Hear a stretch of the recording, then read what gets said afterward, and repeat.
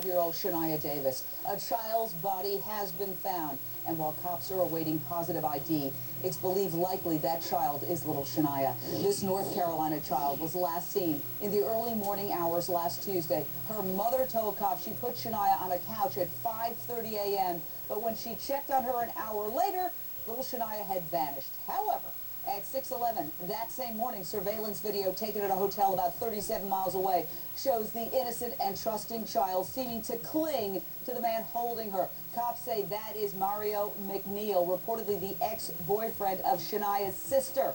They arrested him Friday on charges of first-degree kidnapping, but little Shaniya was nowhere to be found. A frantic search was launched. Then, at about 2 p.m. Eastern today, devastating news. We have located a body based on some information that we obtained.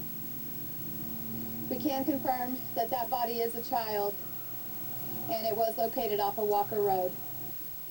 Police told us stand by for more information, but at 4:30 p.m., not much else. We're going to wait until we exhume that body, get it to the medical examiner's office, get a positive identification on it, and then we'll go forward from there.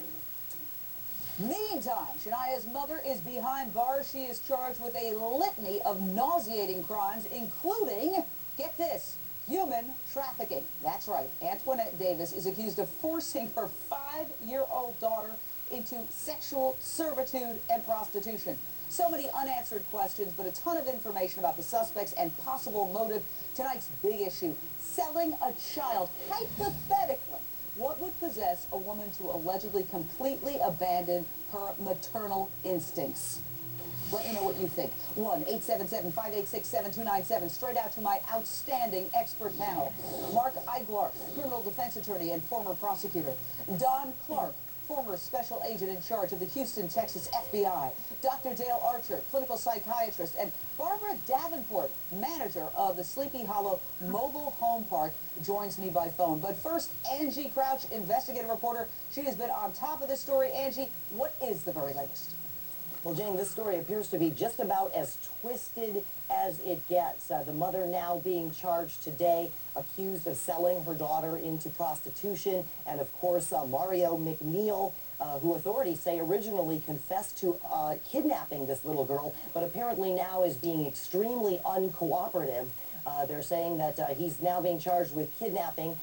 They got information about where they could find a body of a child. Of course, they went there today. They did find the body of a child, but so far they have not positively identified it. But it is, of course, presumed to be that of Shaniya Davis. They're not saying how she died at this point, Jane. The suspect allegedly seen with the child at the hotel, as Angie just mentioned, 25-year-old Mario McNeil. You see him right there. He's reportedly the ex-boyfriend of Antoinette's sister, the mom's sister, and here he is in court after his arrest. You charged on November the 10th of 2009 with first-degree kidnapping. It's alleged you did unlawfully, willfully, and pointlessly kidnap Shaniya Davis, a person under the age of 16. McNeil's rap sheet includes fleeing to elude arrest, assault on a female, and drug possession. Cops say he confessed to abducting Shaniya. His lawyer says he will plead not guilty. To me, the key in his past is the drug possession. Cops also say they served a search warrant on the Davis home where the little girl was living this past summer. They found a variety of drugs. So, Mark Eiglarsh, hypothetically, could drugs be at the very heart of this case? It could be, Jane, but I know a lot of drug addicts who would never go to these lengths to be so evil. That might be something that they use as an excuse. I don't think that that's going to carry any weight whatsoever. This is a level of evil that really leaves me almost speechless. I can't imagine, allegedly, what these two have done. Tonight's big issue, selling a child. It seems incomprehensible. We'll talk about that horrific criminal practice. But first, Shaniya's devastated father, who talked about his little girl on CBS's The Early Show. Listen to this. Oh, she's a precious little angel.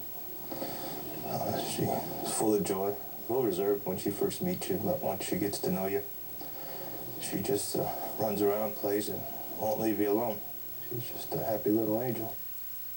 But now cops say that's the very 5-year-old child who was allegedly sold for sex, allegedly by her own mother, and is now believed to be dead, although the body of a child found about 7 miles from the hotel has not been positively identified as little Shaniya. You know, it sounds, Dr. Dale Archer, astounding, but this is more common than you think. Right now, about 300,000 kids are at risk for commercial sexual exploitation in the United States. That's according to the Department of Justice. The average predator can reportedly make over 200 grand a year off of one girl. Dr. Dale, we think of sex trafficking as something involving, you know, these international crime syndicates that lure tens of thousands of girls to the U.S. and then hold them as sex slaves. That's true, but there's also a huge crisis with the homegrown selling of children for sex. Google it, because that's what I did today. You will see an astounding number of stories all across the country. And I'm so glad you're bringing it up, Jane, because you're absolutely right. And the average American has no idea that this is not just an international problem. This happens in America every single day.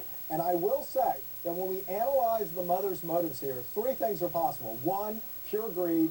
2, she had a psychotic condition. And 3, and by far the most likely, is that she was a drug addict. And I will disagree with Mark on this. I will say that addiction can be so overpowering due to the brain chemical phenomenon that they crave the drugs so much that it's more important than family, friends, loved ones, job, anything.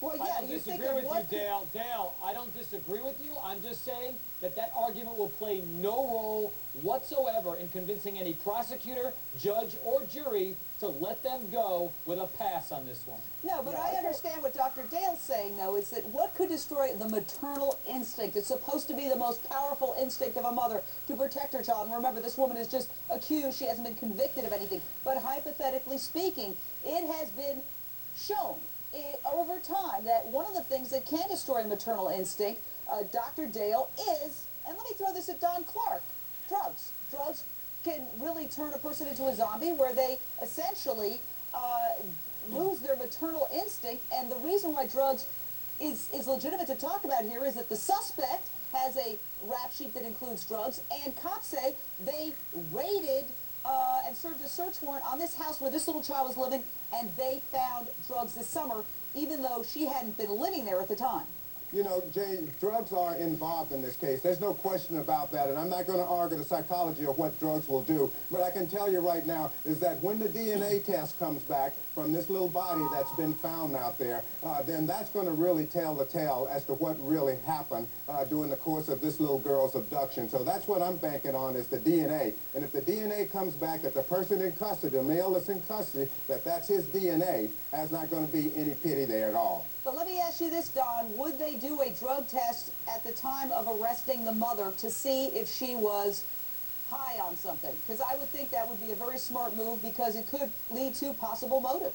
Well, it's possible that they could do a drug test, but I don't know why they would want to do a drug test. If she has sold her little kid, maybe it's somewhere... Because it would go to motive. I understand. It would go to motive. I understand, but maybe somewhere along the line that her defense lawyers may want to bring in and make sure that she had a drug test or something like that. But I'm concerned the fact that she gave away or sold or whatever this kid, so I'm going to be looking at all the elements that I can find to make sure that justice is served with regards to this mother. Jane, And that's why we're talking about the possibility of why would you do something this incomprehensible that she's only accused of doing, and the only thing I can think of is to get drugs or money for drugs, because what else could be so important that you would have such a craving to have that you would sell your own child? I can't think of anything else on the planet unless you were needing a fix, needing something, needing a drug, money, because you're an addict. I don't have any proof of that.